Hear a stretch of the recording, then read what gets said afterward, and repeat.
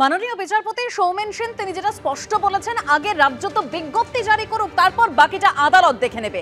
এবং তাদের আরো যে পর্যবেক্ষণ, এই নিয়ে আমি আরো সরাসরি কথা বলবো। আমাদের প্রতিনিধি কৃষ্ণেন্দু অধিকারী রয়েছেন রবীন্দ্র ভারতী ইউনিভার্সিটি থেকে। কৃষ্ণেন্দু, আদালতের যেটা পর্যবেক্ষণ, এক্ষেত্রে যে গভর্নিং বডিতে বিশিষ্ট শিক্ষাবিদদের রাখা হোক, তাদের কাছ থেকে পড়ুয়ারা শিখতে পারবে। একদমই তাই, এবং নজিরবিহীন পর্যবেক্ষণ বলা যেতে পারে বিচারপতি সেনের।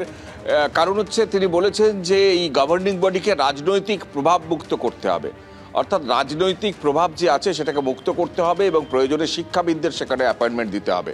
দীর্ঘদিনের একটা অভিযোগ আছে যে গভর্নিং বডির মাধ্যমে যে কোনো শাসক দল এই কলেজ বা শিক্ষা ব্যবস্থাকে পরিচালনা করে।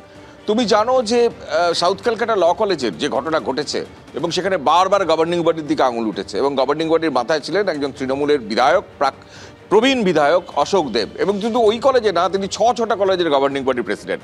রাজ্যের উচ্চশিক্ষা দপ্তর সেই গভর্নিং বডির প্রেসিডেন্টকে এলাকার এমএলএদের তালিকা মেনে নিয়োগ করে, অর্থাৎ সেখানে শাসক দলের নেতা, মন্ত্রী, বিধায়ক, সাংসদ থাকবেন, এটাই অভিপ্রেত এবং আছে।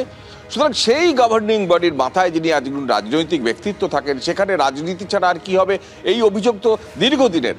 সেখানে আজকে বিচারপতি সেনের এই পর্যবেক্ষণ বা অবজারভেশন খুব তাৎপর্যপূর্ণ যে গভর্নিং বডিকে রাজনৈতিক প্রভাবমুক্ত করতে হবে এবং পাশাপাশি শিক্ষাবিদকে সেখানে নিয়োগ করতে হবে, তাদের কাছ থেকে অনেক কিছু শেখার আছে। শুধু গভর্নিং বডির প্রেসিডেন্ট নয়, শুধু রাজ্য সরকারের তরফে আরও দুজন উচ্চশিক্ষা দপ্তর গভর্নিং বডিতে তাদের প্রতিনিধি মনোনয়ন দেয় বা প্রতিনিধি নিয়োগ করে। এমনকি উচ্চশিক্ষা সংসদ আরও একজন, মোট 11 জনের যে প্রতিনিধি, সেখানে অধিকাংশই শাসক দলের অথবা শাসক দল পরিচালিত যে সরকার, সেই সরকারের প্রতিনিধিরা থাকে।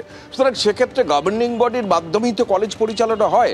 এবং সাউথ ক্যালকাটা ল কলেজে যেটা বারবার দেখা গেছে যে একজন ছাত্র নেতা যিনি ছিলেন, যিনি প্রাক্তন হয়েছেন,